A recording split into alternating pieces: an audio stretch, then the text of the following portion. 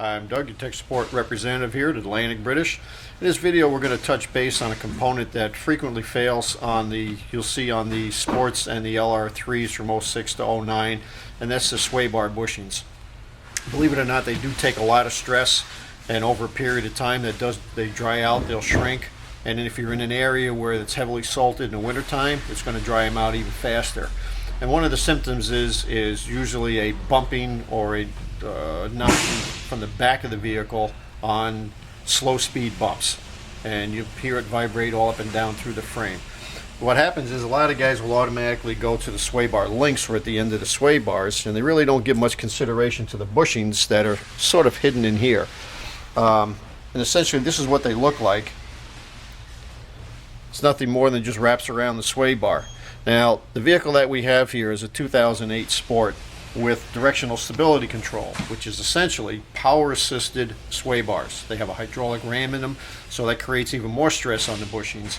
So don't be surprised that maybe only about 4 or 5 years old, these bushings are already creating noise, need to be replaced. Now the repair is relatively easy. It's only 4 bolts, but it's just where they're hidden, they can be hard to get at. So usually we'll require some out of the ordinary tools to get to, but with those tools makes this job very, very easy. And we're going to show you how to do that. I'm going to talk about the 2 wrenches that I find are probably handiest in trying to do this.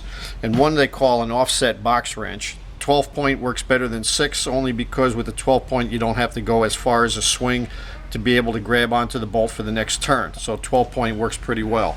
Plus with the offset, it gets you clear of some of the minor obstructions in there, and you can use this to break it loose. Once you've got the bolt loose, then I usually switch over to a ratcheting box wrench, and I like the length because of the leverage. A shorter one will work fine after you've broken the bolt loose, but I like the additional leverage. Plus in this particular model, on the other end of it, I do have a box wrench that has a slide offset, which will grab onto the bolt. The only thing you need to be concerned with is that when the bolts get very close to the frame, because there's no reversing lever, you want to make sure that you can get that wrench out from between the top of the bolt and the body of the vehicle, so that you can finish taking the bolt out. So always keep that in mind. Make sure you leave yourself space, and then once you reach that point, you can either get in there with a regular open end wrench or whatever, take it out the last several threads, and the bolt will be out. So that's essentially it. So we're just going to take those 2 bolts out using these 2 wrenches, and then we'll show you the actual installation of the bushing. Alright, so before we take this apart, I want to give you a little more detailed idea of what we're dealing with. And essentially what we have is, you see this round object right here. This is the bushing, or the bracket, that actually holds the bushing down. You have a bolt towards the rear right here, and then you have another bolt in the front right there. The 13mm heads, and they're somewhat long because this is designed to hold this down. This takes a lot of stress. Now again, like I mentioned, this has got the directional stability control, so these are essentially power assisted sway bars, so they can create a lot of stress. So the bolts are a good inch long. So again, you want to make sure that you take your wrench out of there before you bring that bolt up too high, so that you can get the wrench out and then get the remainder of the bolt out. So we're going to take these 2 off, and then we'll show you how to lift the bracket up and out of there and remove the bushing. Alright, so we've worked the 2 bolts out, and you can see that we've got the sway bar loose now, and we have our gentle persuader, and we just get in up underneath the ears of that bracket, front and back, and we're going to lift it right up and off that bushing.